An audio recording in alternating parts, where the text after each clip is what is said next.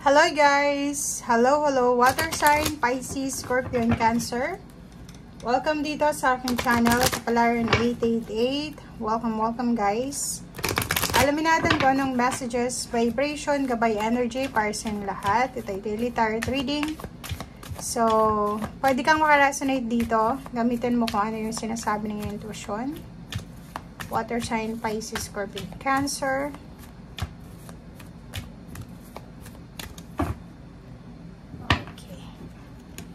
Okay, wow. So, first two cards natin, ay three cards. Okay. Pisces, Scorpio, and Cancer. Sinasabi ng baraha sa'yo na sobrang swerte ka sa araw na ito. Posibleng may darating sa'yo na unexpected, sudden wealth to. Inflow, diba? Yung parang pag-ulan ng pera sa araw na ito. Isa sa mga pinagpipray mo, minamanifest mo, ay posibleng dumating sa'yo. Okay? And if birthday mo pala, happy birthday sa mga Pisces. Posibleng may magbigay sa'yo ng regalo sa araw na ito. Okay? Meron din ditong mga good news tungkol sa pera, sa pag-aaral, career, business, or kung ano pa man, galing sa malayong lugar. So, if naghihintay ka ng, halimbawa, ng balita galing sa malayong lugar regarding money, regarding relationship, travel, or kung pa man, relocation, posibleng matanggap mo to sa araw na ito. And if hindi naman kayo nag-expect ng gift or regalo, posibleng may darating guys. Wait lang guys. Okay? So, yun ang nakikita natin dito. Merong itong mature man na yan is, pwede nating masasabi yan na pwedeng boss mo or pwedeng financially stable na individual yan na pwedeng maging importanteng tao sa buhay mo sa araw na ito. Okay. Water sign, Pisces, Scorpio, and Cancer.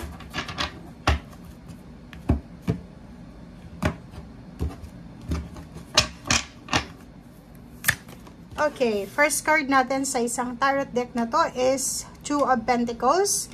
So, yun, sa araw na ito, wala kang masyadong problema sa pera. If ever man may mga problema ka sa nakaraang araw, pwedeng mabalanse mo siya sa araw na ito. So, maganda yung takbo ng pera mo sa araw na ito. Wala kang masyadong concern, negative concern dito sa usaping pera. The Tower. So, sinasabi ng baraha sa'yo dito na yon, if ever man marami kang napagdaan na financial problems, scarcity, posibleng magiging balance ito sa araw na ito. Okay? And Five of Cups, sinasabi ng baraha sa'yo dito na wala kang dapat panghinayangan. Okay? Hindi ka dapat nanghihinayang sa mga nasayang mong oras, panahon, effort, energy, or kung ano pa man. Okay.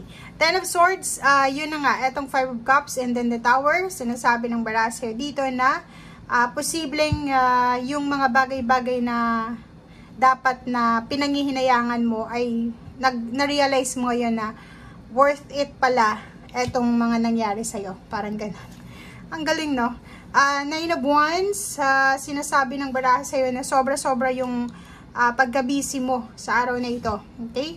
Nakikita natin dito na yung mga taong nanakit sa'yo, yung mga taong naging dahilan ng pagbagsak mo, yung mga taong naging dahilan ng pag-iyak mo or ng pagod mo, siguro may isip nila yung presensya mo sa araw na ito. Parang mamimiss ka nila or pwedeng hahanapin nila yung presensya mo. Yung iba din sa inyo dito ay sobrang busy. Busy kayo sa trabaho. Yun, diba? King of Wands, Queen of Pentacles. Busy yung iba. Nakafocus kayo sa kung magkano yung kikitain mo ngayong buwan na to. Parang sinusulat mo na kung ano yung mga isasave mo dito, ano yung mga gagastusin.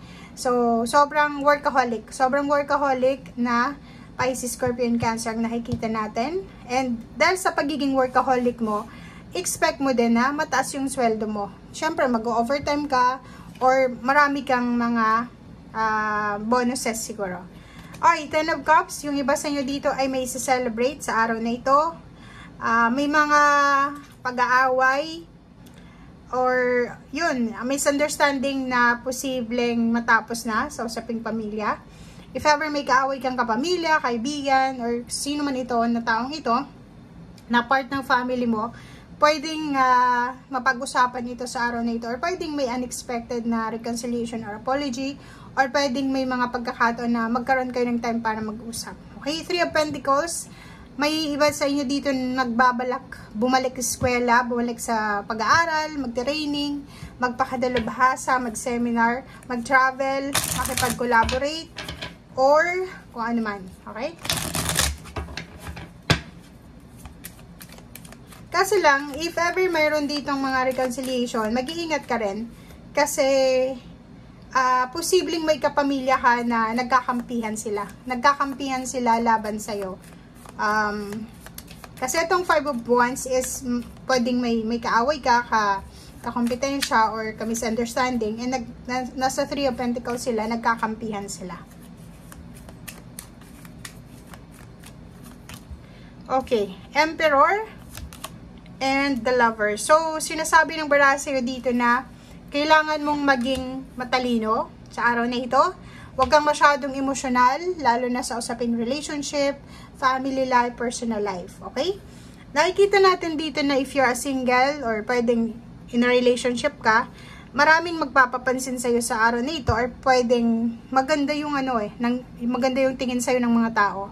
Parang maraming gustong lumapit sa'yo para makipagkaibigan, maging part ng iyong circle, or 'di ba, maging parte ng buhay mo. Pero may iba din sa inyo dito na may asawa, in a relationship, may ka-live-in partner, na parang gusto nyong makipaghiwalay sa asawa nyo, gusto nyong makalaya sa sitwasyon. And nakikita ko sure dito, especially yung live-in partner lang na Scorpio or Cancer, parang ang gusto nyo sa ngayon is makalaya kayo, makaalis, kasi gusto yung mahanap yung progress, gusto yung mahanap yung changes, yung transformation sa relationship nyo. So, overall, kung makikita mo dito, maraming pagkakataon sa inyo na gusto yung makaalis sa sitwasyon na hindi nyo na gusto, lalo na sa relationship or sa pera. Mag-iingat din kayo sa pagtitiwala sa araw na ito dahil posibleng ang nagkakampihan yung mga tao sa paligid mo. So, limit your balita, 'di ba? Limit yung mga kailangan mong kontrolin yung mga information galing sa'yo.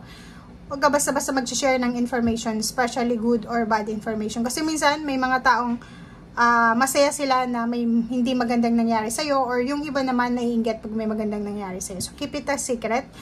Private life, low-key lang. Okay? So, thank you guys. Bye!